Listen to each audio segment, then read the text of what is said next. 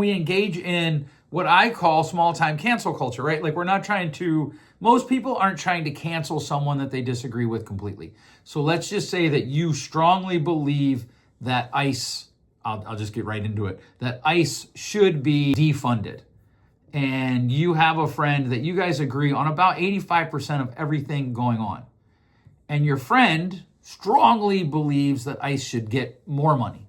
The chances that one of you ends up canceling the other person because you're immoral is incredibly high. Now, you probably don't want them to be canceled completely, like, cancel culture. We don't want anybody to go see so-and-so's movies anymore because he's been convicted of a crime or whatever.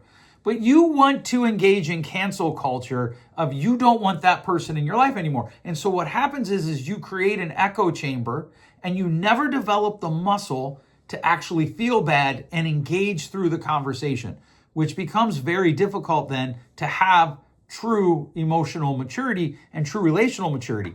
I believe it was Parker Palmer said that there are 4 levels of friendship, and the 4th one, true intimacy, very few people actually come to, because you have to repeatedly go through conflict in order to have that real level of emotional maturity or emotional intimacy. And you have to have emotional maturity to do that. And so how do you engage in disagreements and keep growing, keep developing the friendship? And part of that is because we have this cultural confusion around emotions. We've swung from ignore your feelings to your feelings should rule you.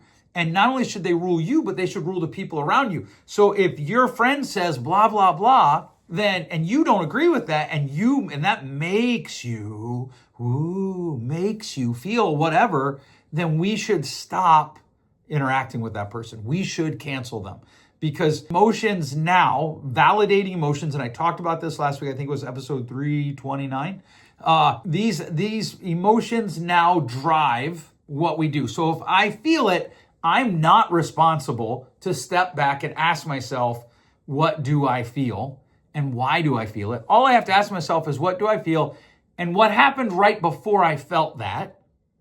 And whoever did that action, they're bad and I get to cancel them, at least from my life. So this starts with that idea that other people create our emotions. And then it runs with the idea that we have this broken metric of feelings. Once they become the predominant thing, if that person feels bad, or if I felt bad, if anybody feels bad, something wrong happened. Because if we have good communication, no one should feel bad. So essentially my wife and my daughter was she was like, well, but my wife said, you don't have the relationship with the guy to point out those things. He was a server.